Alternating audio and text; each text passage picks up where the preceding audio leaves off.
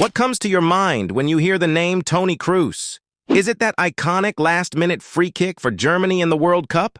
Is it the numerous pinpoint long balls he passes in every game? Or are you like some of the fans who regard him as a player who's not that special? Whatever the case, we must ask ourselves, how is it possible that a player, after winning every possible trophy and achieving tremendous personal milestones that many others could only dream of, remained underrated during his whole career? It all began when Toni Kroos made his senior club debut for Bayern Munich at just 17 years old. Bayern were trailing in the game, and Kroos came on as a substitute, and guess what happened? He scored a goal and assisted another to help Bayern secure the victory. Kroos was no ordinary youth player because at the time, he was awarded the Golden Ball as the Under-17 FIFA World Cup's best player in 2007.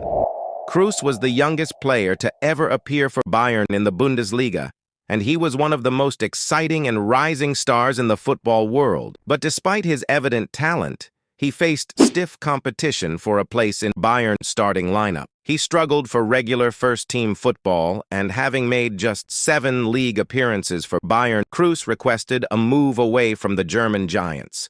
This was when Bayern offered Kroos to league rivals Bayer Leverkusen, who couldn't believe the offer.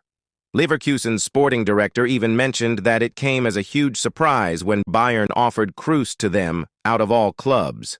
The player then spent the next 18 months of his career where he acquired the much-needed experience and playing time at the highest level, in addition to developing his skills and maturity as a player.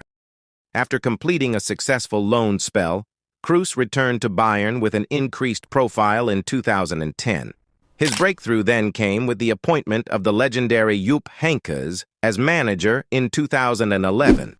Under Heynckes, Kroos flourished, becoming an integral part of the team's midfield as his ability to control the game, coupled with his technical skills and vision, made him a key player for Munich. Kroos's time at Bayern Munich after his return from loan was marked by significant success, as he won 3 Bundesliga titles and was a big part of the historic treble-winning side of 2013, which also clinched the Champions League.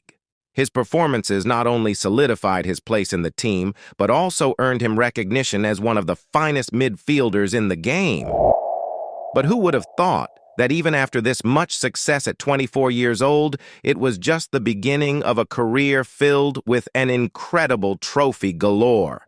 This was because he joined Real Madrid in 2014 for only £21 million. Can you imagine stealing such a world-class quality for just $21 million? Florentino Perez described Kroos's signing as Real Madrid's transfer of the century, and he might be right. It didn't take long for Kroos to establish himself as one of the key players before forming arguably the greatest midfield trio of all time, playing alongside Luka Modric and Carlos Casemiro. As you all know, this legendary midfield partnership led Madrid to 3 consecutive Champions League trophies among a host of domestic titles. Kroos operated from the left-hand side of the pitch, where he would carry out the progressive passing and dominate the midfield through his mastery in ball circulation and evading opposition pressure in multiple ways.